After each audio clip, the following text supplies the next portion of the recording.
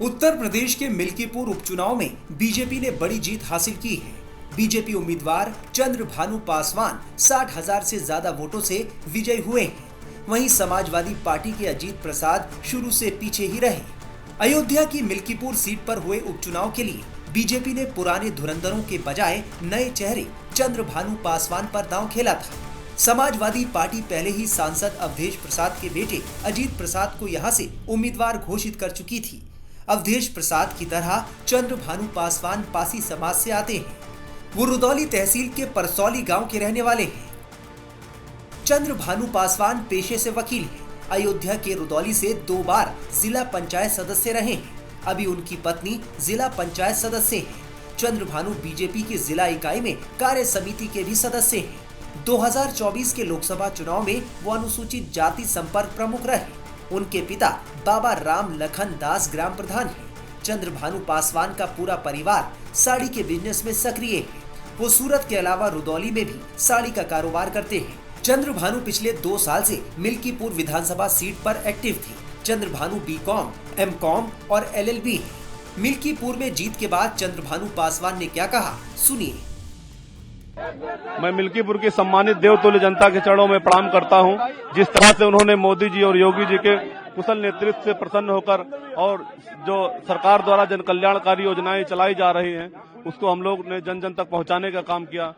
इस तरह से मिल्कीपुर की जनता ने अपना आशीर्वाद दिया, उसके लिए बहुत बहुत धन्यवाद, आभार व्यक्त करता हूं। इसका श्रेय मिल्कीपुर के देवतुल्य जनता को।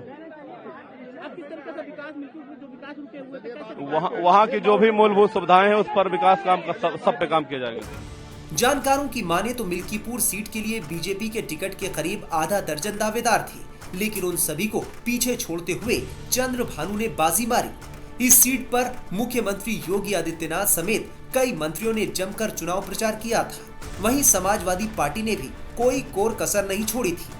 अखिलेश यादव, डिम्पल यादव समेत कई बड़े नेताओं ने अजीत प्रसाद के समर्थन में रैली और जनसभाएं की थी, लेकिन आखिर में जीत बीजेपी के खाते में गई।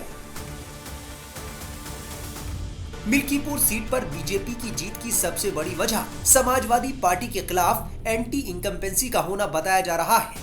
फैजाबाद से अवधेश प्रसाद के सांसद बनने के बाद मिल्कीपुर सीट खाली हो गई थी।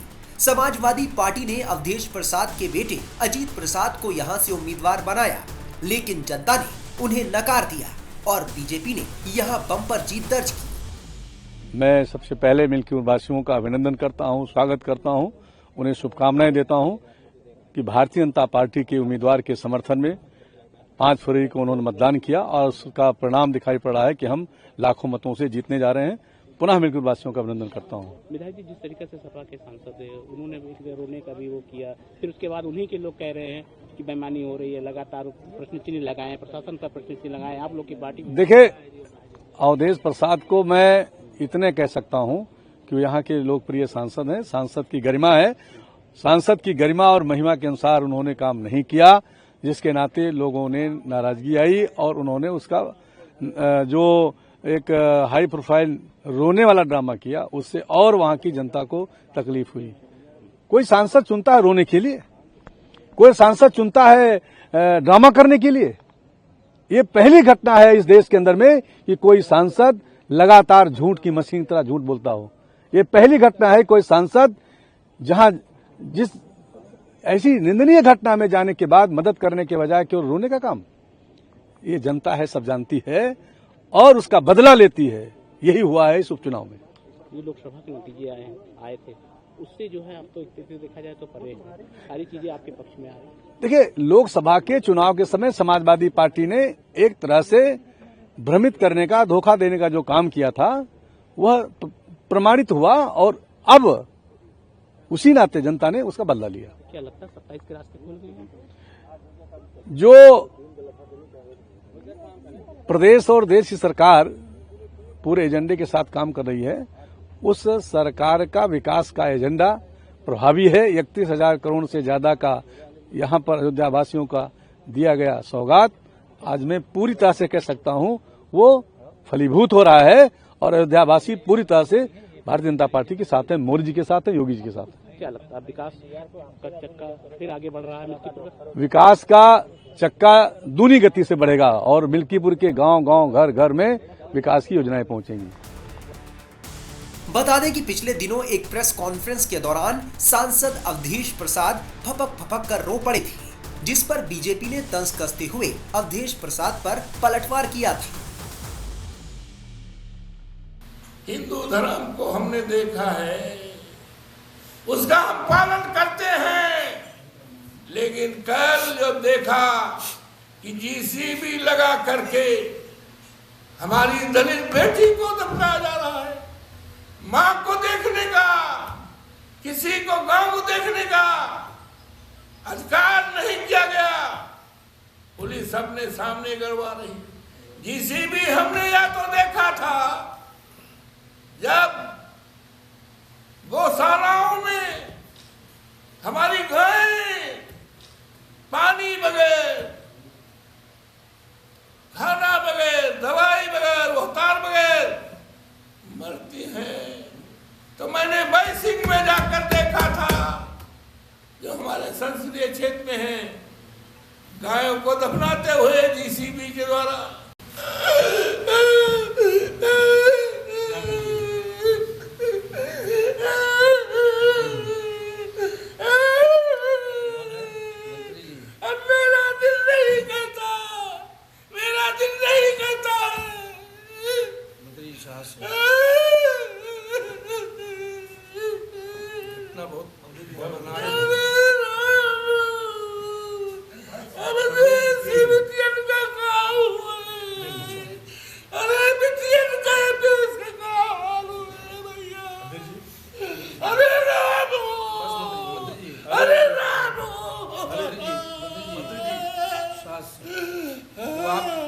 आप उसकी लड़ाई लड़ी जाएगी, सब लोग साथ लड़ाई को आप लड़ेंगे, उसको न्याय उसके बजाय दिलाया जाएगा।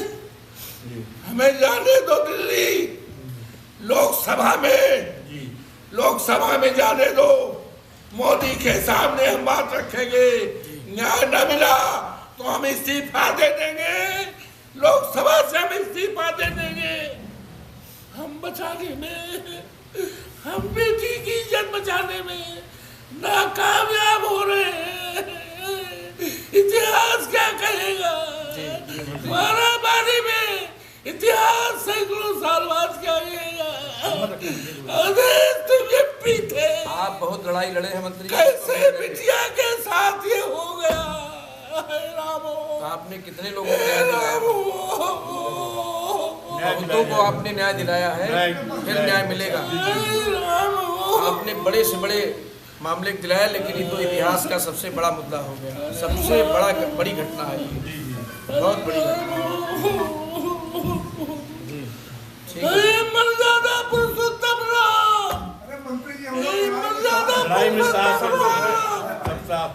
मर्यादा पुरुषोत्तम राम कहाँ हो? सब साथ में है। कहाँ हो? सीता मैया कहाँ हो?